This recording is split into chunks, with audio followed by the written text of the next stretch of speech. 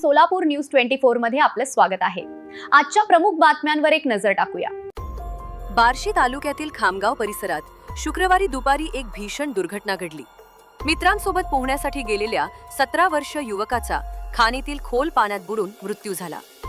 सिद्धार्थ बालाजी सुरवसे, वय 17, राहणार खामगाव असे या मृत तरुणाचे नाव आहे। या घटनेमुळे खामगाव परिसरात हळहळ व्यक्त केली जात आहे। मिळालेल्या माहितीनुसार शुक्रवारी 24 एप्रिल रोजी दुपारी 2 वाजेच्या सुमारास सिद्धार्थ आपल्या मित्रांसोबत खामगाव बार्शी रोडवरील एडेश्वरी सहकारी साखर कारखान्याजवळ असलेल्या एका खाणीत पोहण्यासाठी गेला होता। सिद्धार्थला पोहता येत नव्हते, मात्र पाण्याचा अंदाज न आल्याने तो अचानक खोल पाण्यात गेला। सिद्धार्थ पाण्यात बुडत असल्याचे पाहून त्याच्या मित्रांनी आरडाओरडा केला। आवाजाच्या दिशेने गावातील नागरिक घटनास्थळी धावून आले।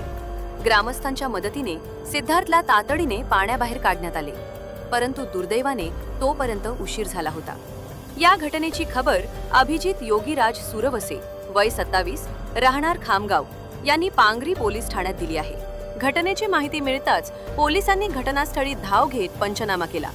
मृतदेह उत्तरीय तपासणीसाठी पांगरी ग्रामीण रुग्णालयात पाठवण्यात आला आहे।